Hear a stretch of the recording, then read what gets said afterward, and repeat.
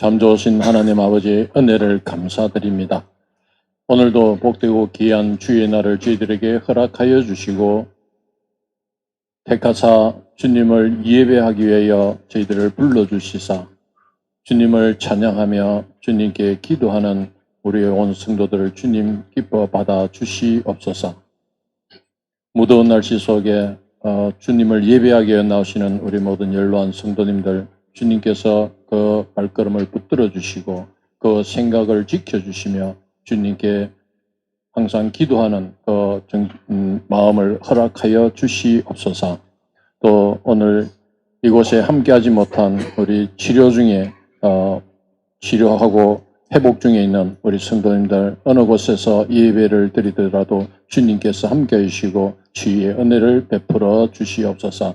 우리 주 예수님의 이름으로 기도드렸습니다. 아멘. 다 같이 찬송 드리겠습니다. 찬송가 86장 내가 늘 의지하는 예수.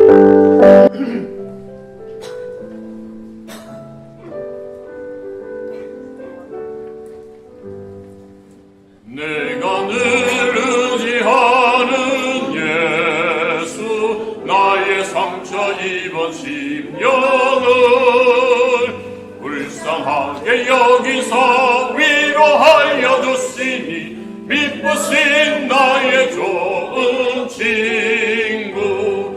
내가 의지하는 예수, 나의 사모하는 친구. 나의 기도 들으사 응답하여 주시니 미쁘신 나의 좋은 친구.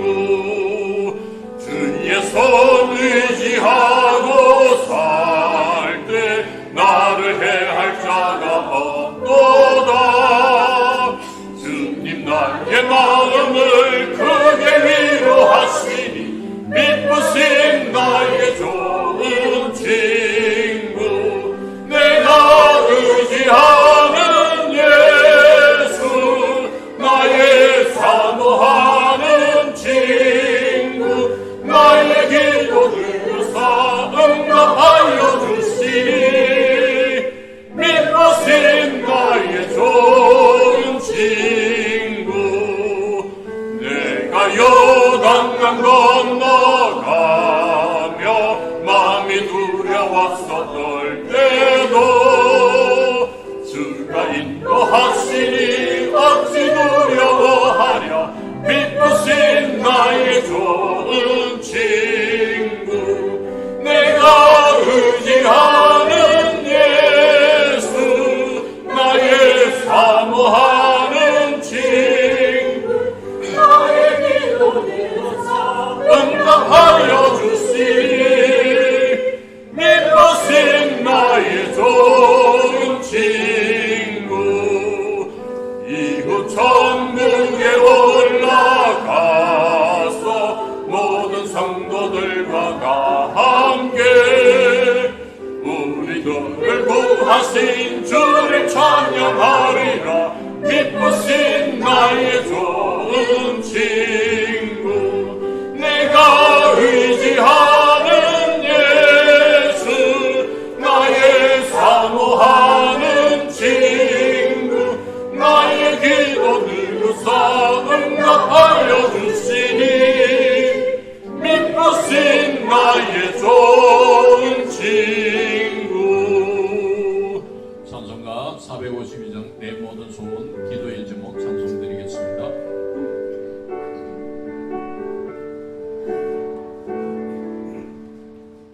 내 모든 소원 기도의 제목 예수를 닮기 원함이라. 예수님 형상 나의 길 위해 세상에 보하기 전에 예수님 닮기 내가 원하네. 날 구원하신 예수님을 내 마음속에 지금 고도사 주님의 형상 인치소서. 무한한 사랑 풍성 풍성한 긍휼 슬픈 자 위로하시는 주 이른 죄인 부르는 예수 그 형상 함께 하소서 예수님 담긴 내가 원하네 날 구원하신 예수님을 내 마음속에 지금 거둬서 주님의 형상 인치소서 겸손한 예수 거룩한 주님 원수의 멸시 참으시사 우리를 위해 고난을 받은 구주를 함께 하소서 예수님 담긴 내가 원하네 날 구원하신 예수님을 내 마음속에 지금 거둬서 주님의 형상 인치소서. 다 같이 자리에 일어나셔서 예수 우리 왕이여 찬양 올려드리겠습니다.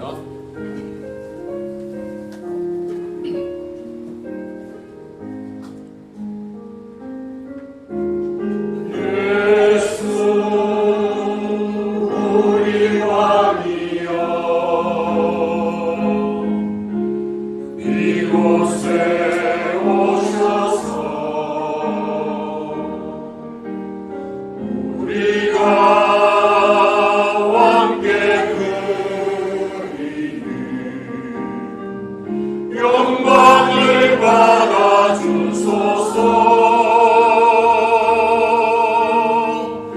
우리는 주님의 백성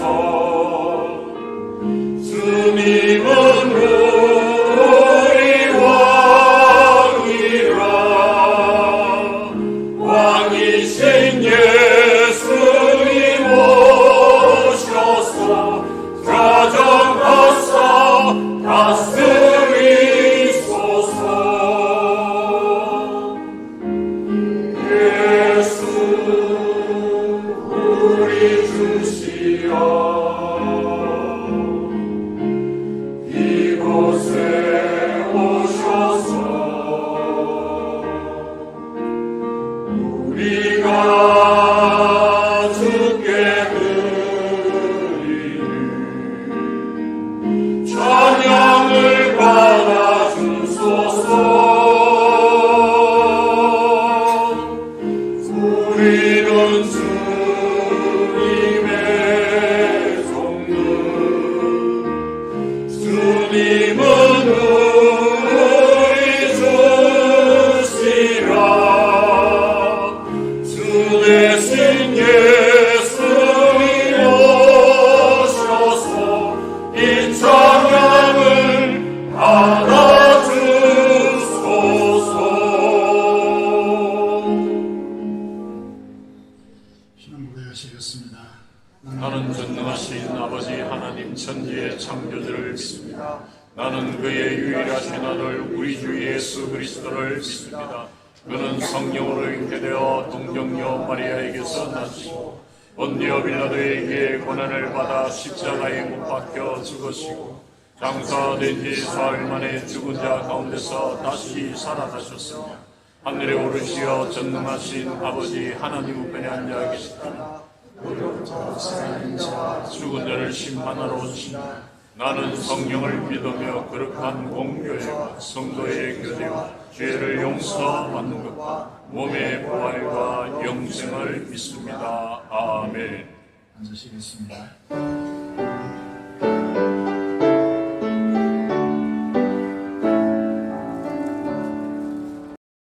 오 하나님 우리의 창조주시니 내 주님께 귀한 것 드립니다 내 주께만 얻으려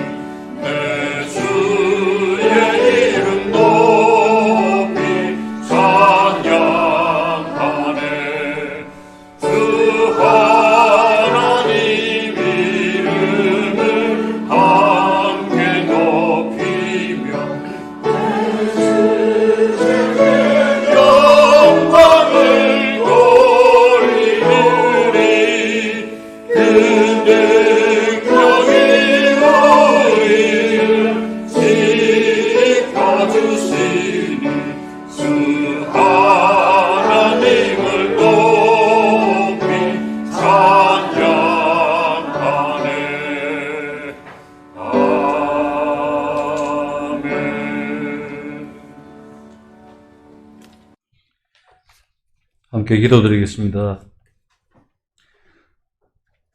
살아계신 하나님, 영광과 존귀와 찬송을 올려드립니다. 주의 백성이 주의 이름으로 하나님께 예배드립니다. 이곳에 임재하여 주시고 은혜와 축복을 내려 주옵소서. 거룩한 주의 날에 저희를 예배자로 인도하여 주심에 감사드립니다. 이 시간 하나님께 예배드리는 모든 백성이 거룩하게 구별되어 하나님께 예배드리기를 원합니다. 저희의 허물과 죄악을 용서하여 주시고 정결하게 하시어 참된 예배자로 예배하도록 인도하여 주옵소서. 주의 영광을 드러내기보다는 자신의 주장을 내세웠음을 고백합니다. 용서하여 주시고 언제나 주님을 앞에 모시고 생각하고 말하고 행동할 수 있도록 도와주시옵소서. 연약함과 악함을 불쌍히 여기시고 긍휼을 베풀어 주옵소서. 하나님께 예배하기를 사모하지만 이곳에 함께하지 못한 주의 자녀들에게도 같은 은혜를 내려주시고 각자의 자리에서 이 시간을 기억하고 기도하며 예배하도록 인도하여 주옵소서. 담임 목사님 성령께서 충만하심으로 함께하여 주시고 하나님의 말씀을 대언하는 기관으로 사용하여 주셔서 말씀이 선포될 때 온 교회의 위로와 감동이 되게 하시며 감사와 결단이 있게 하시고 아멘으로 화답하게 하옵소서. 주의 맡기신 모든 일을 주의 뜻대로 잘 감당하도록 도와주시고 영과 육을 강건하게 하시며 그 간구하는 기도를 받아 주옵소서. 예배하는 이곳에 새롭게 나온 발걸음을 축복하여 주시고 이 예배로 인하여 하나님의 참 백성으로 확정되는 예배가 되기를 원합니다. 하나님 축복하여 주옵소서. 고난이 닥쳐올 것입니다. 내적 외적 갈등을 모두 주님 앞에 내려놓고 기도하며 지혜를 얻어서 회복되고 하나 되어 연합하는 공동체가 되기를 원합니다. 성령으로 연합된 성령 공동체, 하나가 되게 하시는 성령 하나님을 의뢰합니다. 말씀을 통하여 성령께서 교회를 어떻게 세우시고 일하시는지 알게 하옵소서. 우리에게 있는 모든 편견을 말씀으로 바로 잡아주시기를 원합니다. 우리의 그릇된 것들을 비치신 그리스도 앞에서 나의 하나님, 나의 죄를 용서하여 주옵소서라고 고백하게 하옵소서. 건축이 이러한 주신 사명을 감당하는 통로가 되게 축복하여 주시고 건축하는 것을 우리의 세대에 하나님의 성전을 지어 바치는 것을 온 교회가 영광으로 여기며 한마음으로 기대하고 기뻐하며 감당할 수 있도록 도와주시옵소서. 이해할 수 없고 어려운 일이 닥치더라도 끝날 때까지 견디는 믿음을 더하여 주시고 어려운 시간이 지나면 말씀을 따르는 것이 큰 기쁨이 될 것이라는 믿음으로 견디게 하옵소서.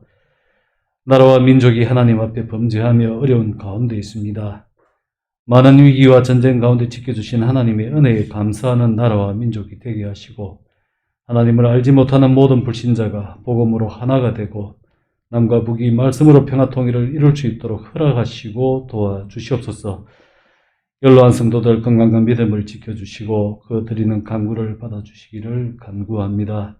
하나님 수술받고 또 질병으로 또 상처로 회복 중에 있는 성도들의 기도와 그들을 위하여 드리는 모든 하나님 중보 기도를 하나님께서 받아주시고 친히 돌보시고 하나님 온전하고 건강하게 회복시켜 주시기를 간절히 소원을 드립니다. 하나님의 살아계심을 간증할 수 있는 교회로 하나님 축복해 주시옵기를 간절히 소원을 드리고 찬양이 드리는 찬양이 온 교회의 기도와 고백이 되게 하시며 홀로 영광 받아 주시옵소서.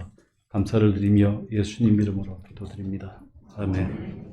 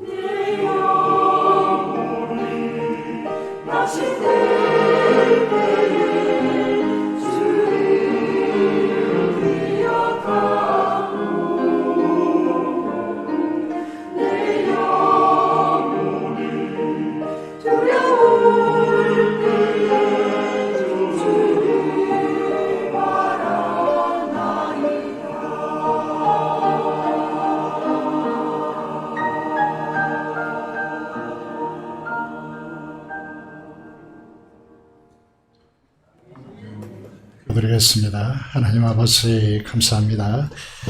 우리를 지켜주시는 하나님의 은혜와 또 평강을 부어주시는 하나님의 그 놀라운 은혜를 바라봅니다. 이 시간도 예배 중에 임하시는 하나님을 찬양하고 기도하오니 우리의 앞선 간절한 기도를 하나님께서 연락하여 주시고 우리가 하나님을 갈망한다라고 하는 이 찬양을 하나님께서 흠량하여 주시옵소서. 이 시간도 군문에 있는 자녀들과 하나님 아버지 산지에 흩어져 있는 주의 자녀들, 특별히 수술하고 시술하여서 하나님의 치유의 은혜를 기다리며 치료하여 가는 우리 성도들을 수장하여 주시기를 간절히 소원해드리며 이 시간 우리를 성령 충만함으로 사로잡아 주시고 하나님의 임재의 영광 안에 깊이 들어가도록 하나님께서 우리를 축복하여 주옵소서. 감사를 드리며 우리 주 예수 그리스도의 이름으로 기도드리옵나이다. 아멘. 성경 말씀을 함께 보시겠습니다. 사도행전 19장의 말씀입니다. 사도행전 19장 1절부터 10절의 말씀을 함께 보시겠습니다. 신약성경 220페이지에 있습니다. 사도행전 19장 1절에서 10절의 말씀입니다. 아볼로가 고린도에 있을 때에 바울이 윗지방으로 다녀 에베소에 와서 어떤 제자들을 만나 이르되 너희가 믿을 때 성령을 받았느냐? 이르되 아니라 우리는 성령이 계심도 듣지 못하였노라. 바울이 이르되 그러면 너희가 무슨 세례를 받았느냐? 대답하되 요한의 세례니라. 바울이 이르되 요한이 회개의 세례를 베풀며 백성에게 말하되 내 뒤에 오시는 이를 믿으라 하였으니 이는 곧 예수라 하거늘 그들이 듣고 주 예수의 이름으로 세례를 받으니 바울이 그들에게 안수하며 성령이 그들에게 임하심으로 방언도 하고 예언도 하니 모두 12사람쯤 되니라. 바울이 해당에 들어가 석 달 동안 담대히 하나님 나라에 관하여 강론하며 건면하되 어떤 사람들은 마음이 굳어 순종하지 않고 무리들 앞에서 이 도를 비방하거늘 바울이 그들을 떠나 제자들을 따로 세우고 두라노 서원에서 날마다 강론하니라. 2해 동안 이와 이같이 하니 아시아에 사는 자는 유대인이나 헬라인이나 다 주의 말씀을 듣더라. 아멘. 오늘도 참으로 좋은 날입니다. 오늘은 사도행전 19장의 본문을 통하여서 성령 세례에 대해서 말씀을 선포하겠습니다. 주님의 놀라운 은혜와 평강이 넘치는 시간이 되기를 축복합니다. 오늘 이렇게 인사하며 축복하겠습니다. 우리에게 주시는 하나님의 최고의 선물은 무엇이겠습니까? 성령 충만입니다. 인사하며 축복하며 인사하겠습니다. 성령 충만하세요 라고 인사하겠습니다.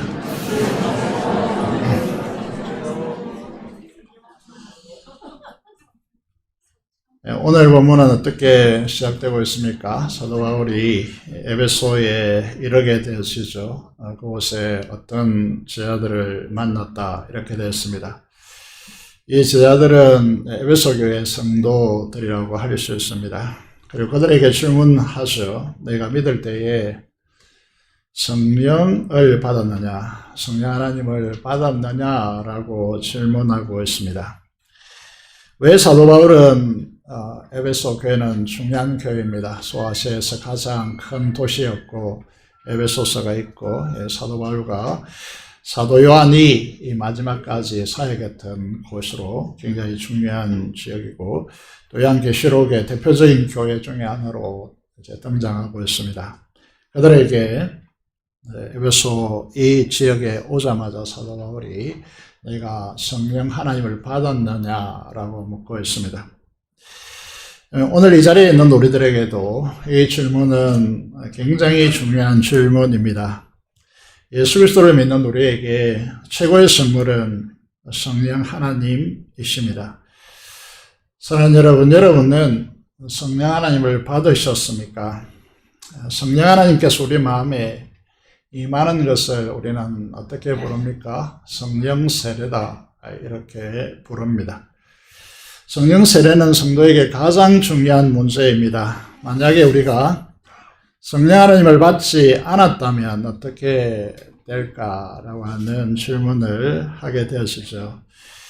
로마서 8장 9절의 말씀을 보시면 이렇게 되어 있습니다. 만일 너희 속에 하나님의 영, 성령 하나님이 거하시면 너희가 육신에 속해서 죄의 지배 아래 살아가는 사람이 아니고 영적인 사람이 된다라고 말씀하시고, 누구든지 그리스도의 영이 없으면 그리스도의 사람이 아니다라고 말씀하고 있습니다.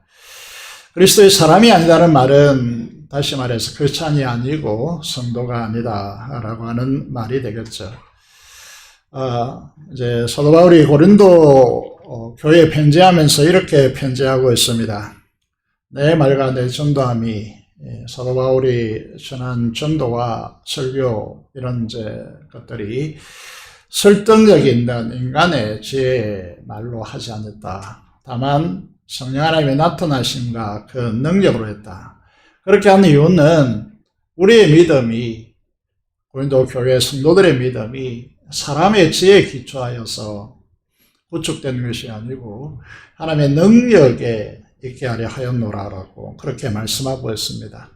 만약에 성령 하나님의 역사에 의해서 전달되어진 복음이 아니라면, 그것으로 인해서 믿지 않는다면 반석 위에 지은 집이 되지 못하고, 신앙이라는 것이 사상누가 모래 위에 지은 집이 될 것이고, 중요한 일을 맞이할 때 이 사람들은 무너짐이 크게 무너질 것이다 라고 말씀드릴 수 있습니다. 아무리 뛰어난 사람도 성령을 받지 않으면 그 믿음은 진짜가 될 수 없다는 이 사실을 분명히 우리가 인식해야 됩니다.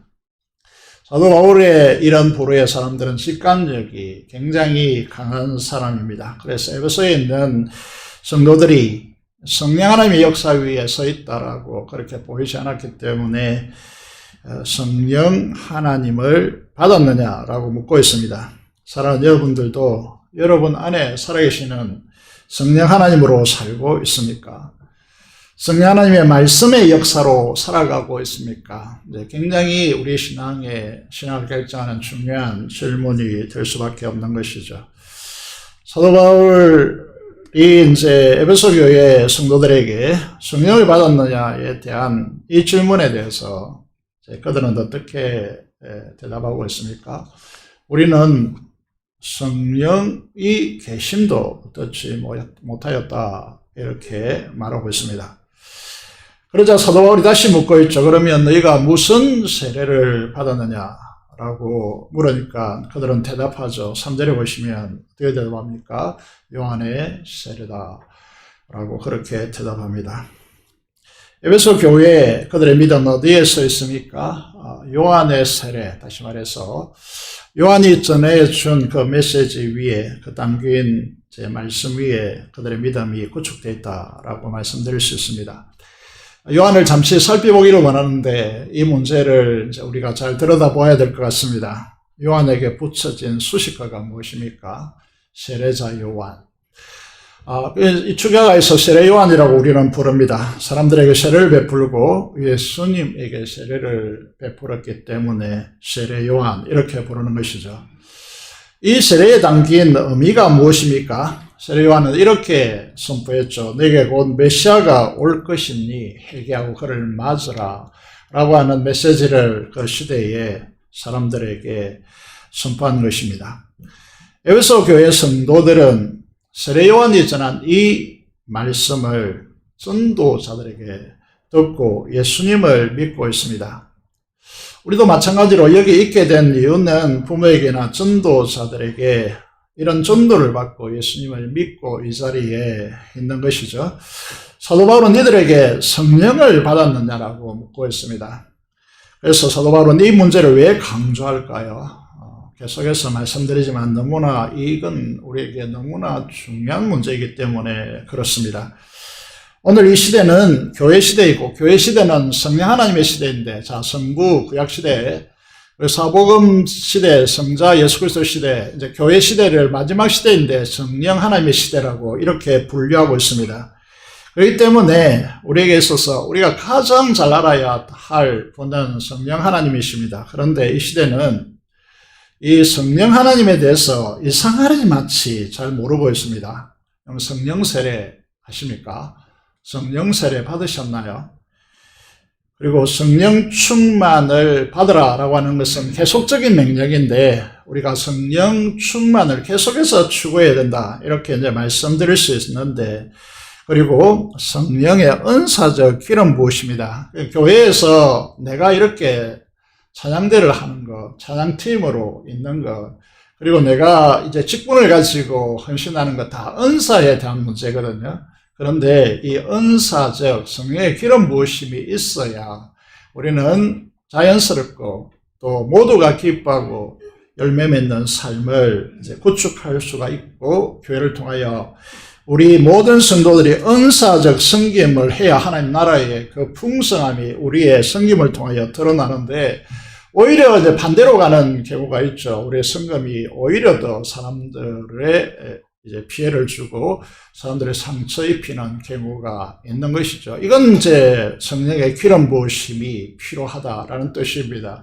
그런 부분에서 우리는 이런 부분이 너무나도 교회, 오늘 성령 하나님의 역사 안에 있는 교회의 중요한 문제들인데 오늘 이상하리 많지 교회 성도들이 이 부분에 대해서 무지하다는 것이죠. 잘 이해를 잘 하려고도 하지 않고 하지 못합니다.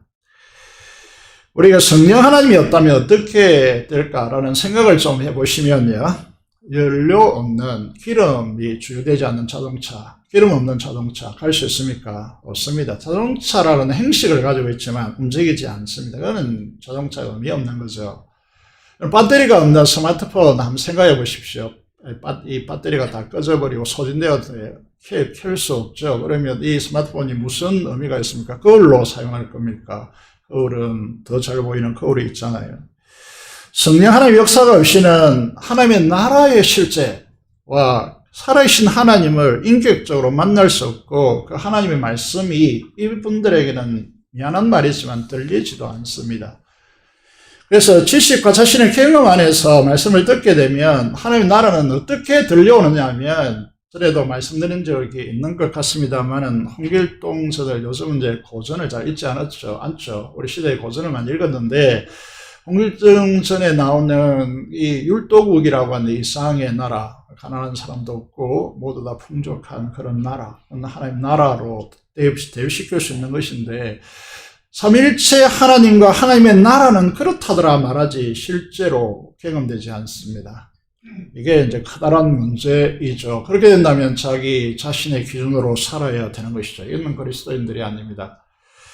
결국 이런 사람들은 하나님 나라와 그 나라가 자기가 생각하여 그런 것이야 여기고 신앙하는 위험천만한 신앙이 되는 것입니다. 이들의 신은 우상, 자기 자신이지 실제하는 하나님이 아닙니다. 금요일에 계속해서 말씀드리고 있는 것이고 이들의 주장은 인간적인 호응을 얻겠지만은요 하나님 나라와 하나님과 아무런 관계가 없는 그런 일이 될 수 있는 위험성을 가지고 있는 것이죠. 에베소 교회의 성도들, 제자들은 요한의 세례만 알고 있을 뿐입니다. 성령 시대가 도래했는데 그럼에도 불구하고 아직도 세례 요한의 세례와 그가 전한 메시지만 듣고 그 위에 신앙을 구축하고 있는 것입니다. 세례 요한이 얼마나 대단한 사람인지 우리는 잘 알고 있습니다. 조명해 보시면요. 한 시대를 풍미하는, 한 시대를 이끄는 메시지자가 된다는 것은 쉽지 않습니다. 너무나 짧은 30살을 살았지만요. 너무나 짧은 활동도 6개월밖에 하지 않았죠. 너무나 짧은 인생을 보내고 처형당해서 순교했습니다. 그런데 이 6개월 기간 내에 세례 요한의 이 메시지는 이스라엘 전체를 강타했습니다. 헬라 지역인 에베소 교회까지 오늘 사도행전 19장의 본문까지 이 세례 요한의 영향력이 미치고 있음을 우리는 보게 됩니다. 그 이유가 무엇일까요? 세례 요한의 삶을 들어가 보시면요. 우리에게 많은 도전을 주고 있습니다. 세례 요한의 옷은 낙타 트롯을 입었습니다. 그리고 가죽띠를 띄었습니다. 이거는 중동 지역을 요즘 매스컴을 통해서 잠시 보면 알겠지만은요, 등장하는 사람들은 흰 옷, 통으로 된 흰 옷을 입고 거기에 허리띠를 띱니까? 안 띱니다. 그런데 이 40도 정도 오르내리는 이 기온에서요, 낙타 트롯을 입었다. 이게 정상입니까? 미친 인간이죠. 왜 그렇습니까? 집이 없습니다. 동굴에서 생활하죠. 기온이 밤에 20도 이상, 40도에서 20도로 떨어지면 얼어 죽습니다. 방치하면. 그래서 낙타 트롯을 입는 것입니다. 음식은요, 요리해서 먹는 삶이 아닙니다. 그냥 메뚜기 뛰어다 해야 되지. 요즘 이제 이 시대의 목회자들도 저도 마찬가지고 성도들이 잘 이해가 안 되는 이 부분인데, 여러분, 메시지의 영향력은 삶의 단순하에 있습니다. 집중력에 있다는 것이죠. 여러분, 우리가 그리스도인으로서, 사역자로서 또 세상에 즐길 걸 다 즐기고 있으면 우리가 전하는 메시지가 강렬하지가 못하게 되는 것이죠. 세례요한의 메시지는 무엇입니까?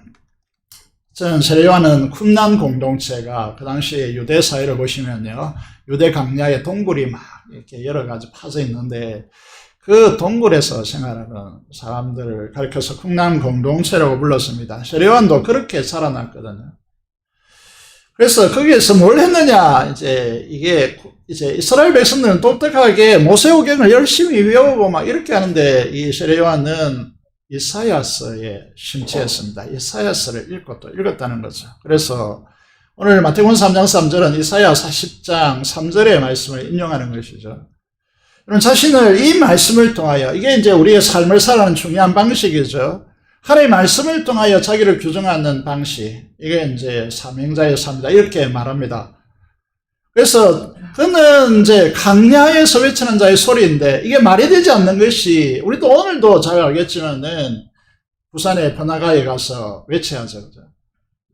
그런데 강야, 유대 강야는 아무도 가지 않습니다. 그런데 그 강야에서 외치는 자의 소리라고 자신은 규정하면서 이 역설이 일어나죠.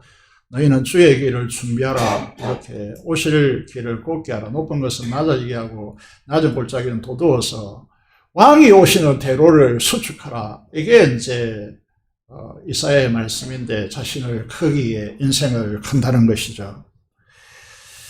그러면서 이제 이 세례요한이 굉장히 핵심적인 내용을 이제 말하고 있습니다.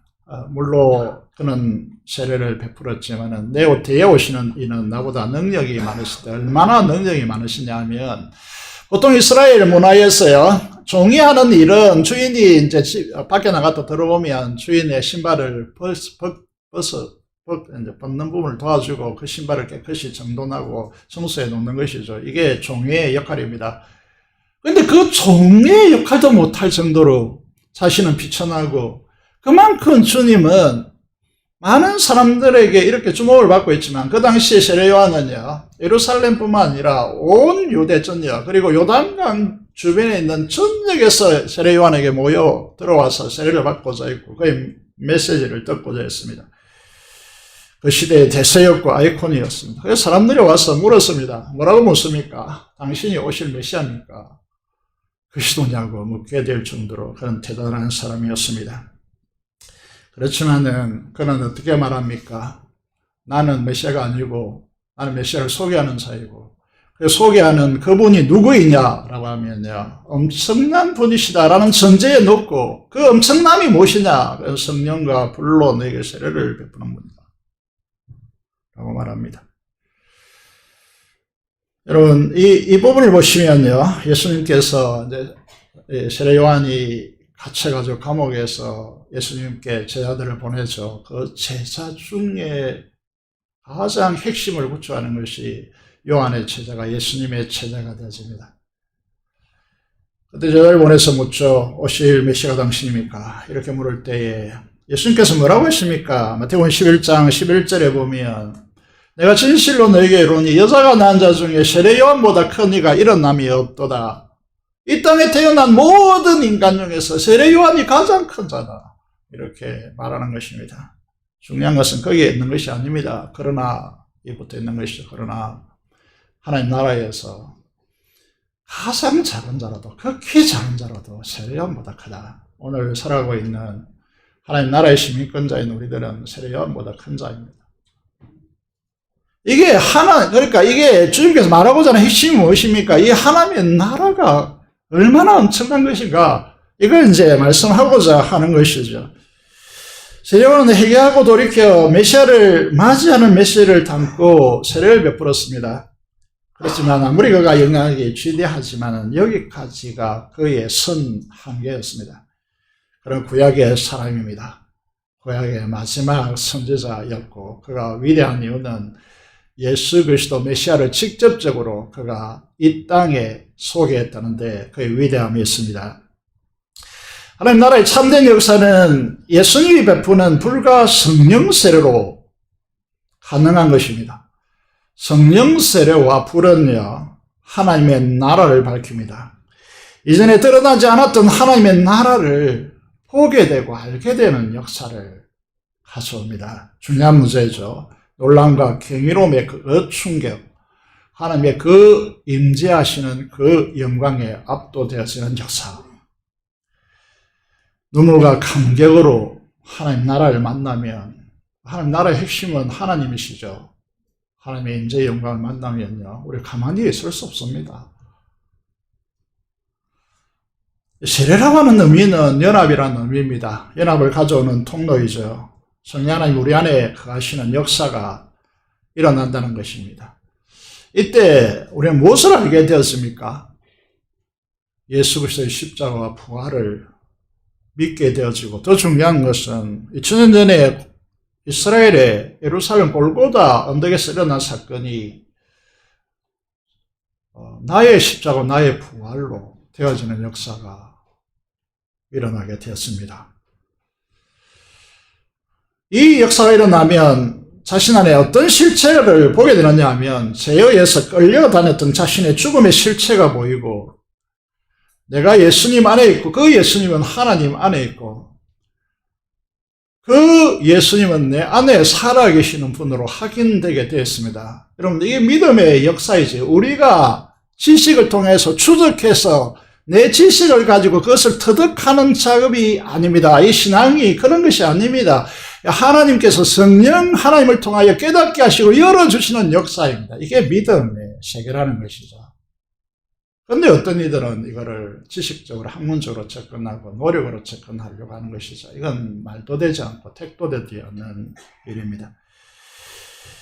여러분, 이것이 성령 하나님께서 주시는 이 땅의 혁명입니다. 이것이 예수님이 주시는 성령 세례의 위력이라는 것이죠. 5절의 말씀을 보시면요, 사도 바울은 요한의 세례를 받은 그들에게 주 예수 그리스도의 이름으로 세례를 받으라고 합니다. 구약 시대가 끝나고 새로운 시대가 그 인생에 열리는 지점이 세례입니다.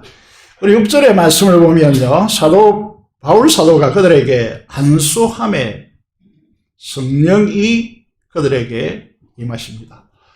여러분, 성령께서 그들에게 임하신다는 거죠. 오늘 사도행전 19장이 왜 오늘 설교본으로 정하느냐라고 하면요, 사도행전 19장은 진짜 중요한 장입니다. 왜냐하면 교회 역사에서, 기독교 역사에서 가장 중요한 분기점이 됩니다. 교회 역사라고 했습니다. 제가 이 교회 역사에 있어서 가장 중요한 분기점이 사도행전 19장이라고 제가 말씀드리고 있는 것입니다. 무슨 말일까요? 사도행전 19장 이전에는요, 예수님을 믿는 것과 성령님이 임하는 것이 분리되어 있었습니다. 다시 말하면 예수님을 믿는 자에게 성령이 그냥 임하는 것이 아니고, 예루살렘에 있는 사도들이 가서 기도하거나 안수할 때 비로소 성령께서 그들에게 임하셨습니다. 그런데 사도행전 19장 딱 기점을 넘었으면, 이 사건을 넘었으면 어떤 일이 일어나냐 하면, 예수님을 믿으면 성령께서 임하시는 사건이 동시에 일어나는 시대가 열립니다.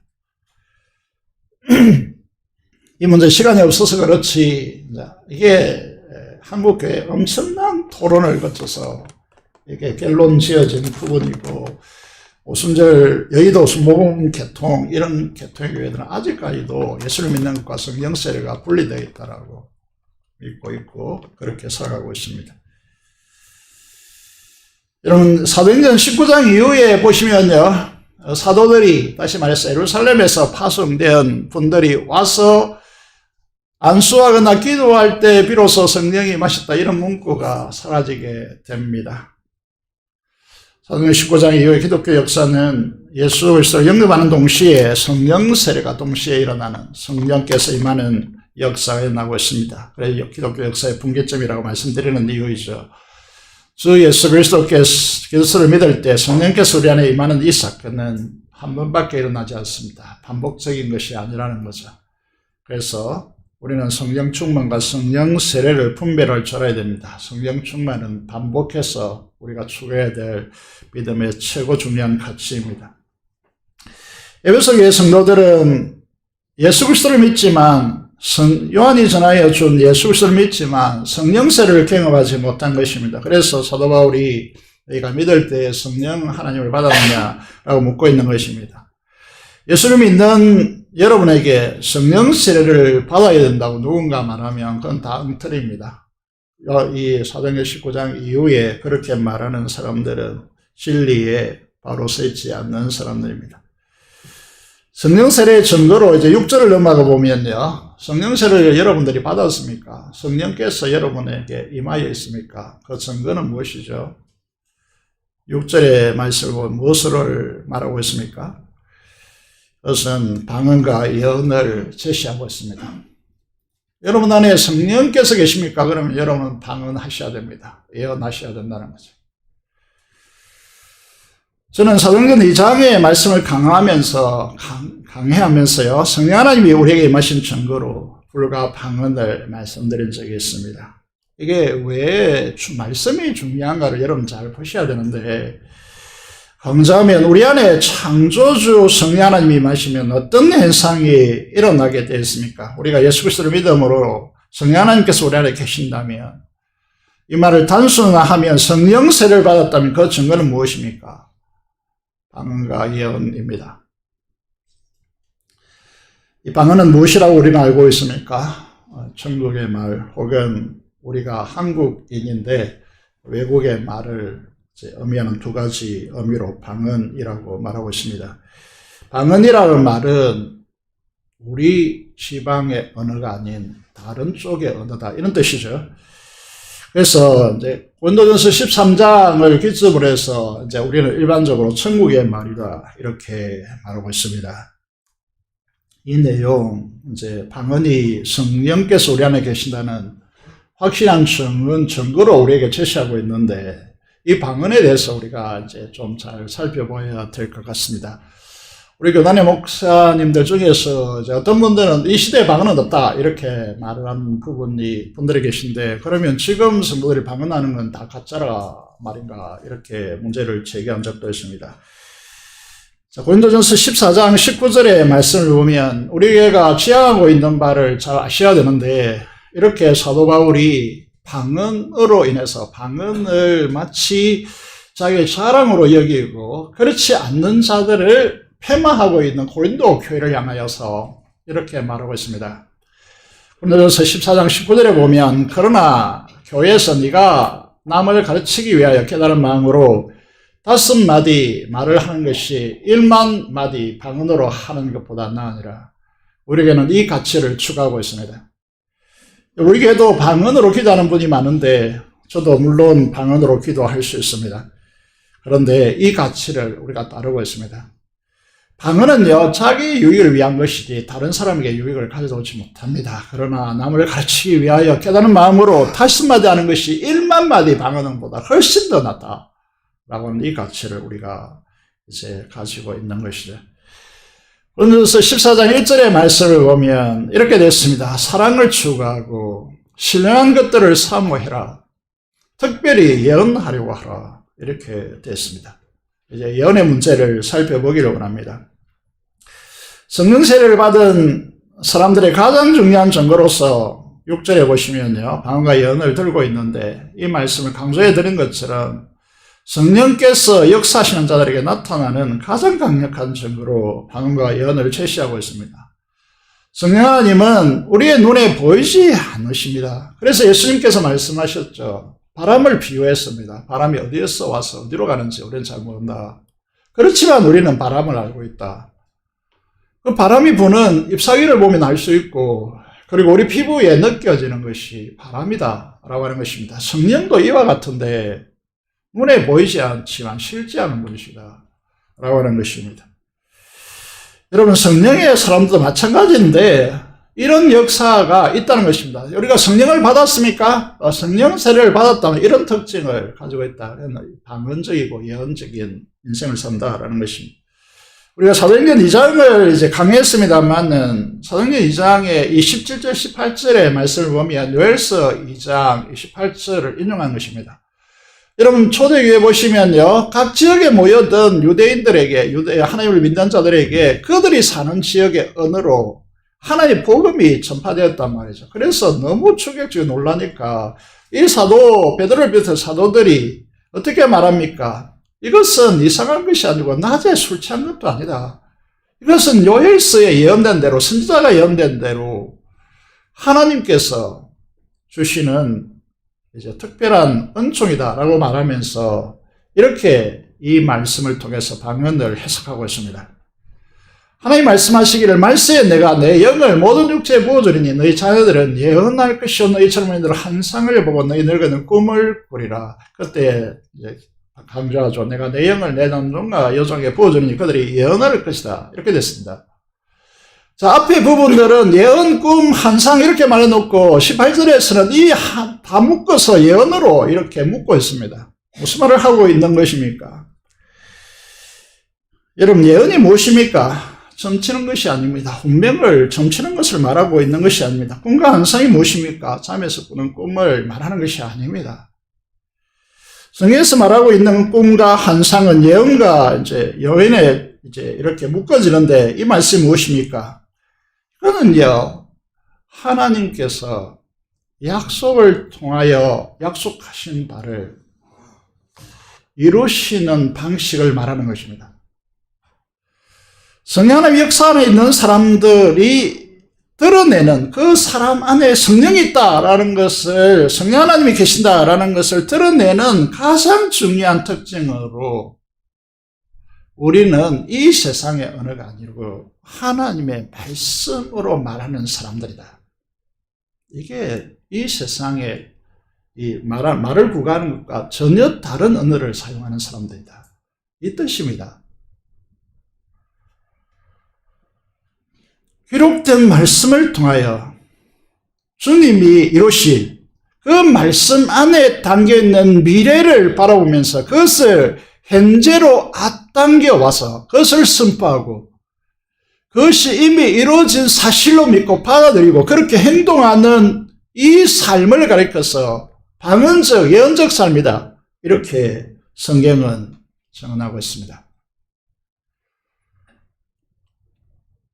기도하면서 방언으로 기도하는 거 여러분 볼 수 있고 또 들을 수 있을 것 같겠습니다만은 그게 중요한 것이 아닙니다. 핵심은 이것입니다. 이 세상 사람들과 전혀 다른 색다른 언어를 사용한다는 것이죠. 하나님의 나라, 말씀의 언어를 사용하여 하나님께서 약속된 말씀을 드러내 보이는 사람이 성령 받은 사람들의 특징이라고 하는 것입니다. 성령 세례를 받은 크리스찬의 가장 중요한 특징은 말과 행동이 미래적입니다. 자기 안녕과 편리와 자기 경험과 자기 지식의 한계에 갇혀서 그것으로 미래를 예언하는 사람들이 아닙니다. 선하신 창조주 하나님께서 약속의 말씀으로 이루실 역사를 믿음으로 내다보며 말하며 헌신하는 사람들입니다. 이것이 성령 받은 사람들의 커다란 특징이라는 것이죠. 저는 우리 교회 성도님들이 자기 경험과 자기의 기준을 따라서 행동을 취하고 그것에 대하여서 말씀을 따라 살아가라 라고 말하며 비판해버리고 자기의 삶에 안주하려고 한다면요, 누가 죽습니까? 여러분, 다음 세대가 죽습니다. 그거는 이게 우리 너무나 잘 증거로 드러내 있습니다. 그럼 성경에서도 이 가데스 바네아의 사람들 10명의 정탐꾼, 이는 각 지파의 대표적인 사람들이었습니다. 그들이 자기의 한계, 자기의 경험 세계 안에서 하나님께서 너희를 가나안 땅에 들어가서 아무리 그들이 칼로, 세계 최초로 칼로 무장된 히타이트 해족속이든지 그건 전혀 상관없다. 내가 할 것이니까 그냥 너희들 따라오나, 이렇게 말하는데도 그들의 경험 세계, 자기 한계 가지고 하지 못하겠다, 그렇게 말하는 것이죠. 성령 하나님의 말씀의 사람들이 되시길 바랍니다. 성령 하나님의 사람들은 자신의 지정의로 움직이는 사람이 아닙니다. 오직 성령께서, 우리 안에 계신 성령께서 기록된 말씀을 통하여서 감화 감동시키고 순종으로 우리가 나아가는 사람들입니다. 세례라는 것은 한 몸이 되었다는 것인데, 성령 하나님의 그 마음과 그 뜻과 그 정서를 따라서 사는 사람들이다, 이 뜻이죠. 이 세상의 돈의 힘인 만몬과 약육 강식의 진화론, 이것으로 세상은 무장되어 있습니다. 여러분 부지런히 공부를 하셨는데 공부를 잘하는 인간은 저는 좋게 보지 않습니다. 그는 진화론에 무장되어 있기 때문이죠. 하나님의 말씀을 잘 받아들이고 하지 않습니다. 우리들로서는 우리의 시각과 언어와 행동이 이렇기 때문에 돈이 지배하는 세계, 만몬이죠.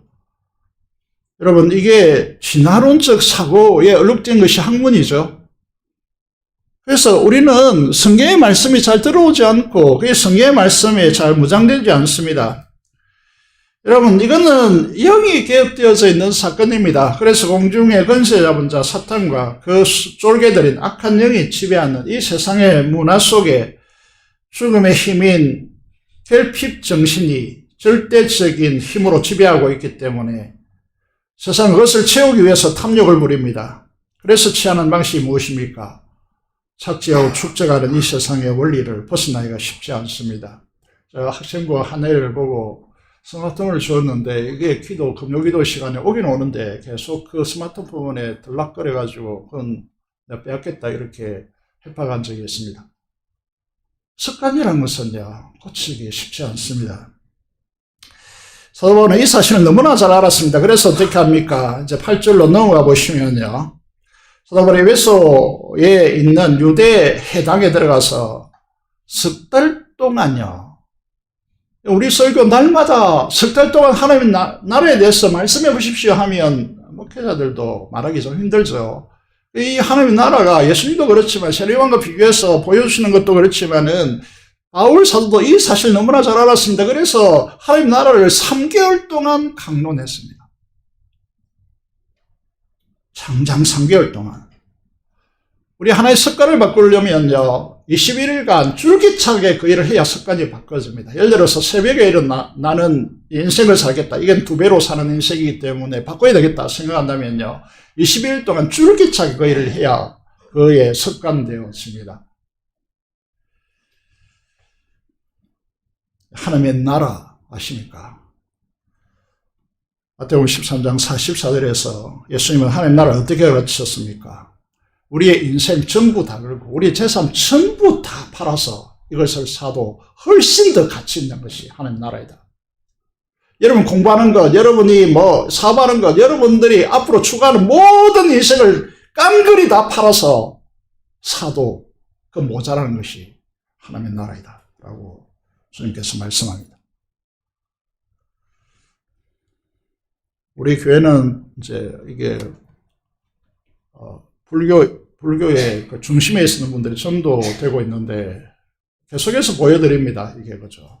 이게 조선일보, 동아일보, 경향신문, 중앙일보 1993년 11월 그 언저리에 이제 이어서 계속해서 이제 이 신문들이 보도한 내용이죠. 가톨릭에서는 김수환 추기경이 가장 존중받고 있고요. 불교에서는 성철 성제가 가장 존중받고 있는데 이게 이렇게 말합니다. 우리에는 구원이 없다. 이런 80년 동안 남녀 우리에게 포교를 했는데 진리가 아닌 것을 진리라고 쏘린 죄가 너무 커서 자기 딸을 마지막으로 참 자기 딸에게 54년간 단절한 딸 피리에게 이렇게 고백해서 난 지옥에 간다.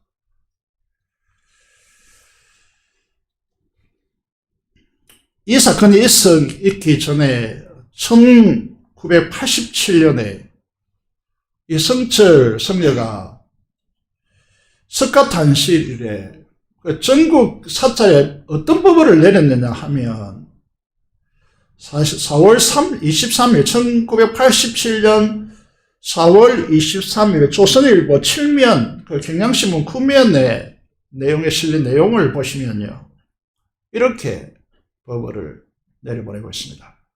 사탄이여 어서 오십시오. 당신을 존경하고 예배합니다. 당신은 본래 부처님입니다. 당신은 본래 거룩한 부처님입니다.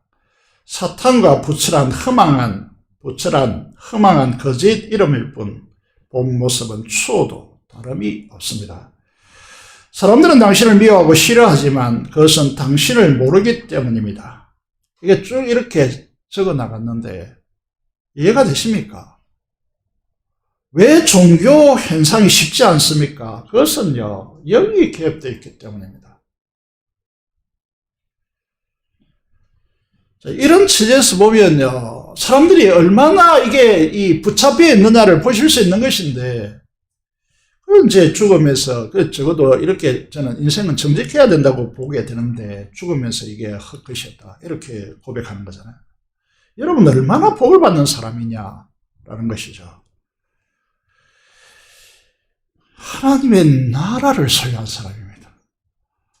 하나님 나라를 소유하기 위해서는요, 예수를 믿어야 하고, 예수를 믿는 사람을 보내지 성령 하나님으로 인하여서 여러분이 깨닫고 듣고 알게 되어지는 역사입니다. 하나님 나라는 우리가 잘 아는 대로 먹고 마시는 것이 아닙니다.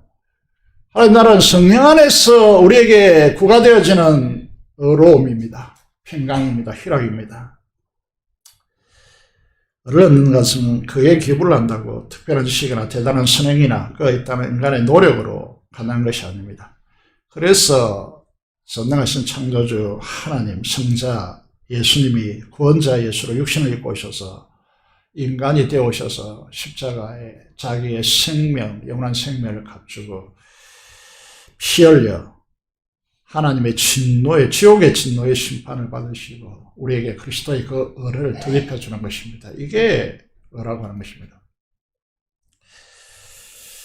하나님 나라는 평강의 나라입니다. 죄로 결핍돼 탐욕으로 사울을 착취해 축적하는 이 세상의 나라가 아닙니다. 하나님으로부터 무한한 차원으로 공급받아서 모자람이 없는, 그래서 항상 언제 어디서나 감사하는 인생이 되어지는 이유가 하나님 나라를 소유해야 됩니다.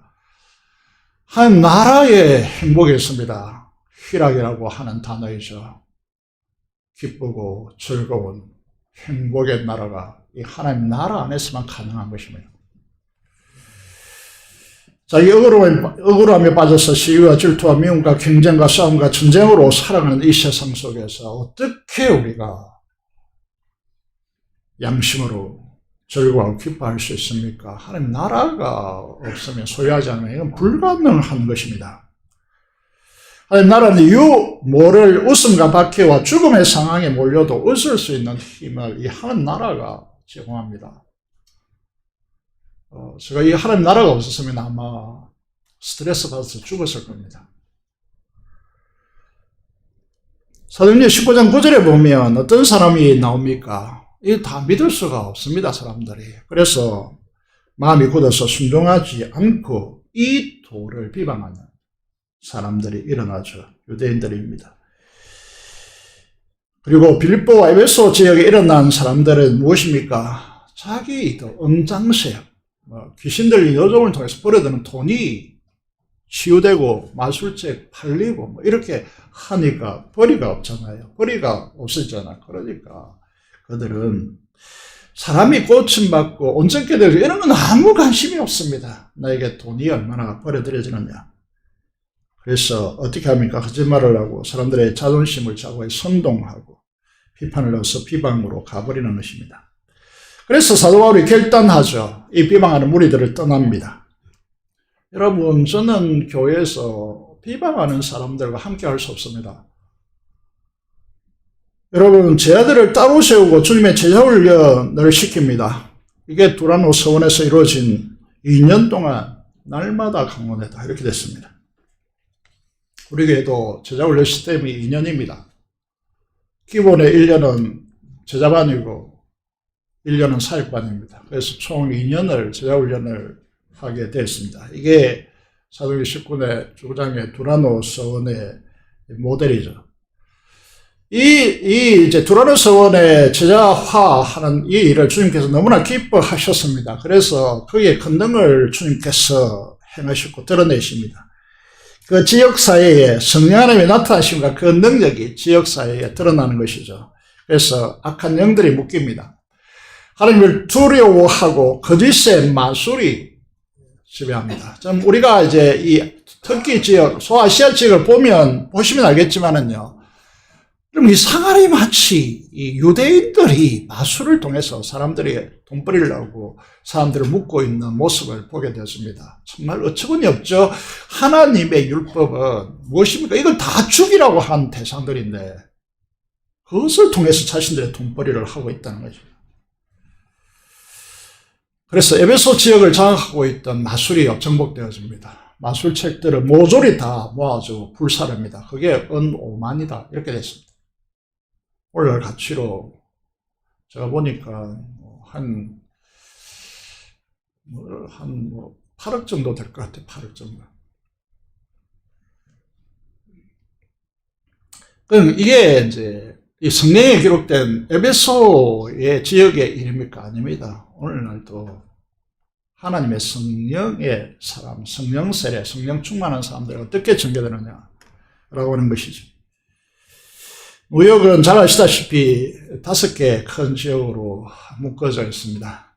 뉴욕에, 여러분 뉴욕 알죠? 그리고 그 중심 맨하탄도 있고, 이런 이제 부분들이 있습니다. 그 중에 한 지역이 이제 할렘 다음 지역으로 빈민촌이었고, 흑인이 비율이 이제 가장 높은 지역 중에 하나였고, 그리고 마약에 완전히 이제 장악되어 있는 지역이었고, 이제 술에 취한 도시였습니다.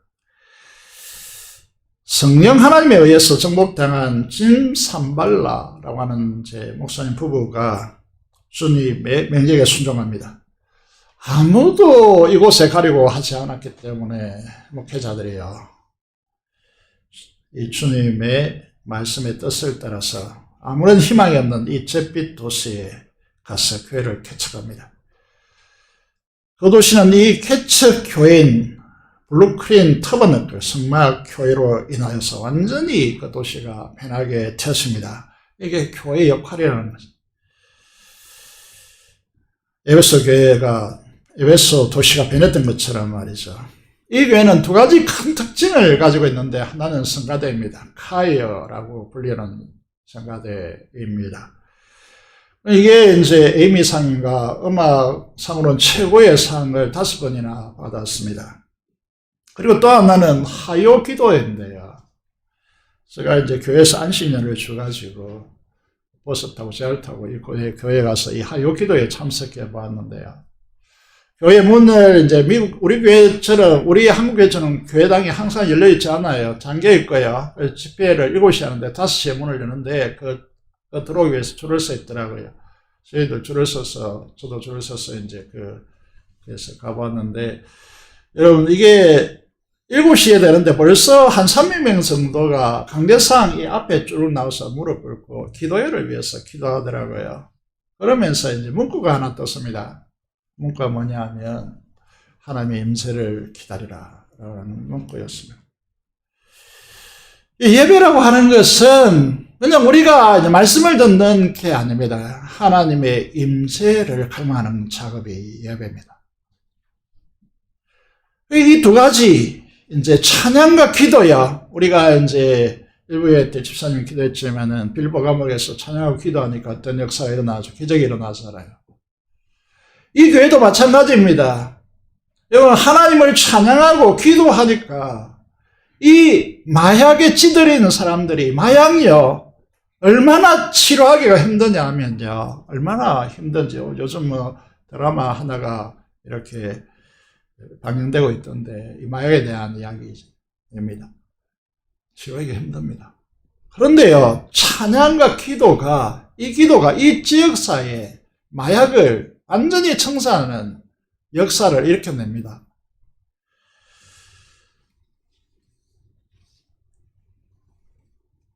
여러분, 하나님의 임재를 가져오는 두 가지 찬양과 기도야말로 하늘의 치유의 능력을 이 땅에 불러오는 것이죠. 그럼 제가 경험한 것은 귀신 하나만, 타락한 천사잖아요. 귀신 하나만 그 영혼에 들어가도 그 삶이 엉망진창이 됩니다. 그런데 우리는 이 천운을 타고났는데 그 천운이라는 것이 뭐냐 하면 창조주이신 성령께서 우리 안에 들어와 계십니다. 이 비교를 아십니까? 우리는 성령 하나님으로 세례를 받았다는 것은 그 하나님으로 살아간다는 것인데, 성령 세례의 가장 중요한 증거로서 방과 예언을 말씀드렸습니다. 우리의 언어가 이 세상의 사람들의 언어가 아닙니다. 하나님의 말씀의 언어여야 한다는 거죠. 이게 성령의 사람들의 특징입니다. 여러분은 그렇습니까? 여러분 사고 안에서, 여러분 생각 안에서, 여러분 경험 안에서 맨날 말하고 거기서 조금 치유받으면 비판해버리고, 이게 그리스도인의 삶입니까? 아닙니다. 하나님의 말씀으로 역사하시는 성령 하나님의 역사에 순복하셔야 됩니다. 그래야 주님이 역사하시죠. 주님이 그 말씀의 약속대로 끌고 가서 그 실제를 나타내시죠. 오늘 오후 간증을 들어보면 알겠지만 우리 교회는 성령 하나님의 사람들이 불러오는 역사가 저는 개인적으로 볼 때 시작되었다고 평가하고 있습니다. 이제는 그렇지 아니다라고 하는 부분들이 이제는 그렇다. 이제는 패배적인 언어가 아니라 이제는 하나님의 약속을 이루는 언어로 우리의 언어가 바뀌어져야 됩니다. 이게 성령의 사람들의 특징이거든요. 저도 그랬고 율법주의 이런 말을 많이 했습니다. 율법주의 최대 폐해는 무엇이냐 하면 부정적이라는 것입니다. 자기 옳음의 기준을 가지고 사람들을 자기 교만으로 무시 때리고 비판해버린다는 겁니다. 그래서 새로운 하나님의 말씀의 역사가 들어오면 그거를 완전히 개무시해버린다는 것입니다. 그래서 사도 바울은 그들을 떠나서 새로운 사람들을 모아서 두라노스원을 시작한 거잖아요. 이런 사람들 통해서 도시가 바뀌고 가정이 바뀌고 이렇게 안 합니다. 오늘 우리에게 말씀합니다. 너희가 성령을 받았느냐? 거기에 대해 대답이 뭡니까? 예, 우리는 예수를 믿기 때문에 성령을 받았고 성령 세례를 받은 사람들입니다. 우리 안에는 성령 하나님, 창조주 그 하나님, 성령 하나님께서 우리 안에 계십니다. 그렇다면 우리는 어떻게 살아야 됩니까? 말씀으로 살아야 됩니다. 말씀의 언어로 우리의 언어를 바꿔내야 된다는 것이죠. 그래서 맨날 자기 경험 세계, 자기 기준, 자기 그로로 살면은 하나님의 역사가 어떻게 이 지역에, 우리를 넘어서서 이 지역 사회가, 이 부산 땅이, 이 한국이 마약과 또 하나님의 말씀을 듣지 않고 자기 쾌락과 자기 중심으로 살기 때문에 다음 세대가 계속해서 추락하고 있는 거 아니겠습니까? 그래서 우리는 달라져야 한다. 성령 세례 가장 강력한 증거로 방과 예언을 들고 있는데 우리의 언어도 꿈을 이야기하고 환상을 이야기하고 여러분 예언적인 언어로 다 바꾸어내어서 하나님의 역사를 움직여가는 성령 충만한 사람들이 되시기를 주님의 이름으로 축복드립니다. 기도드리겠습니다. 성령 세례로 주님과 온전히 연합하여 믿음으로 살게 해달라고 기도하시고 민족의 복음과 통일 파송된 선교사를 위해서 음성으로 기도하겠습니다. 살아계신 아버지 하나님 하나님 감사합니다. 우리를 오늘도 불러주셔서 성령을 받았느냐, 성령 하나님을 받았느냐라고 우리에게 질문하고 있습니다. 성령 세례로 주님을 믿고 아버지 하나님 예수 그리스도의 사람이 되어서 연합한다면 우리가 이 세상의 언어, 이 세상의 말, 이 세상의 가치가 아니라 하나님의 말씀의 가치로 살아갈 수 있는 믿음의 사람이 되게 하여 주시옵소서. 이 지역과 이 민족을 복음화시켜 주시고 피 없는 통일을 주시고 파송된 선교사를 통하여 일하여 주시옵소서. 감사를 드리며 우리 주 예수 그리스도 이름으로 기도드리옵나이다. 아멘. 찬송가 185장 찬송 들으면서 준비한 대로 헌금하도록 하겠습니다.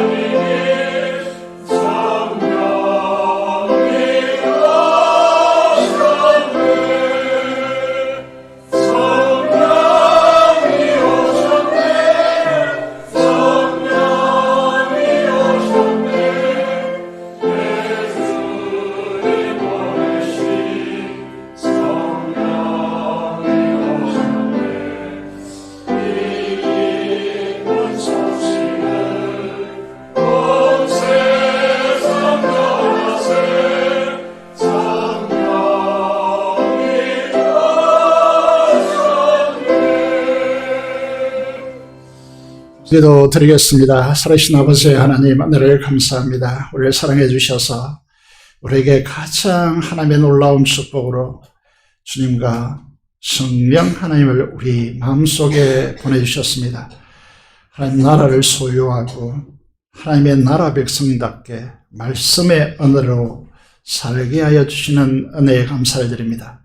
우리가 이 은혜가 얼마나 큰지를 알게 하여 주시고 우리가 제약에 방치된 그런 우리 자신을 방치하지 않도록 도와주시고 오직 말씀으로 우리 육신을 사로잡아 성령께서 마음껏 행하실 수 있는 성령 충만한 사람으로 우리를 세워주시기를 간절히 손을 드립니다.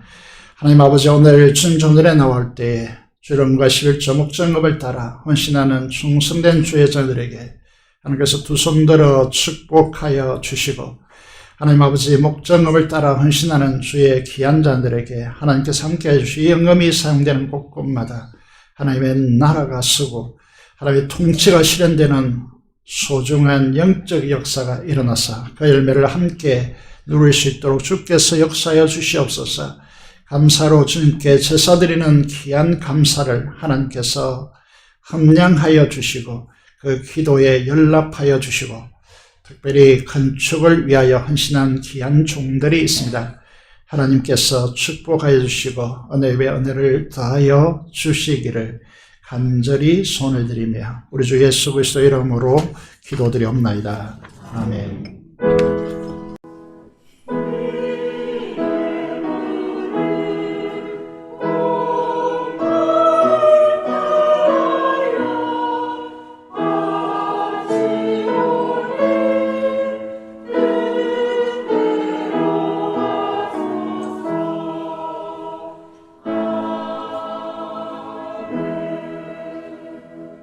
소식을 말씀드리겠습니다. 7월 7일, 7월 첫 주에 백주 감사절입니다. 지난 6개월 동안 함께 하시고 축복하신 하나님께 감사의 절기로 지키는 날입니다. 헌금 전액은 금정음으로 사용되었습니다. 하나님 앞에 감사하는 귀한 시간들이 되시길 바랍니다. 목장 개편을 이제 말씀드리고 있습니다. 30, 40대 그리고 새로운 가족들, 재생산의 역사를 위해서 헌신할 분을 찾고 있습니다. 이제 헌신할 분들은 헌신해 주시기를 바라고 7월달까지 말씀해 주시기 바랍니다. 오늘 오후 찬양 예배는 제자반 수료식이 예배 시간에 이루어집니다. 제자 훈련 받은 분들이 많은데 함께 오셔서 격려해 주시고 이 간증을 통하여 운행하시는 하나님의 주님의 역사를 함께 기뻐하는 그런 시간이 되시기를 바라겠습니다. 목장 신방 계속됩니다. 건축, 기초보강공사, 엘리베이터 기초공사, 바닥공사들이 진행되고 있고 진행될 터인데 여러분 계속해서 기도해 주시기 바라고 주도하시는 분들에게 격려해 주시면 감사하겠습니다. 계절시 마켓 이제 꿀이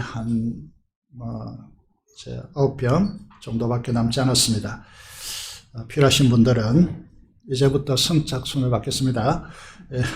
그리고 계좌시 마켓에 기증하시고자 하는 분들은 이제 기증해 주시고 기증한 분들은 반드시 우리 김영진 전도사님께 말씀해 주시기를 바랍니다.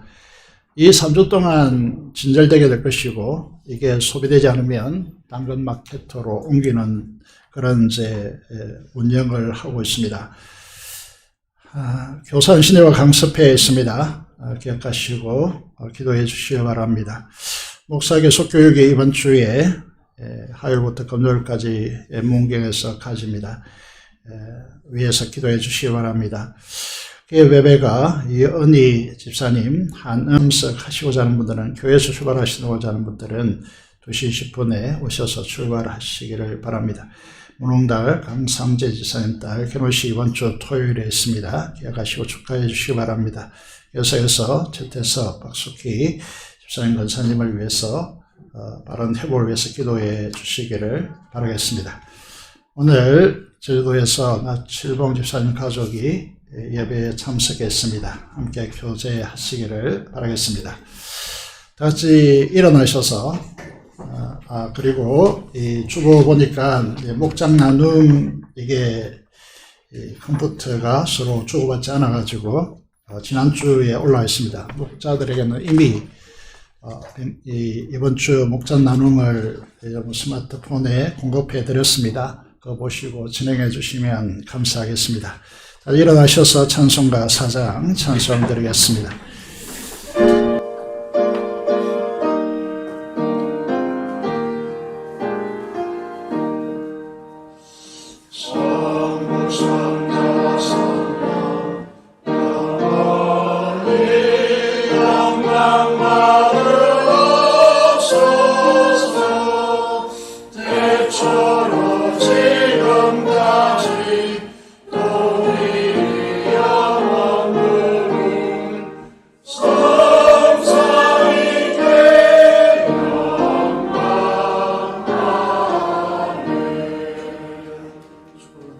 지금 우리 주 예수 그리스도의 은혜와 하나님 아버지의 그 놀라운 사랑하심과 성의 교통 충만 감화감동하심이 하나님 성령세를 통하여 성령 충만하여 우리의 말과 행동이 하나님의 약속의 말씀을 따라 살아가기를 원하는 사는 성도들의 심령과 가정과 생활 터전 위에 지금부터 영원토록 함께 하시기를 축원합니다. 아멘.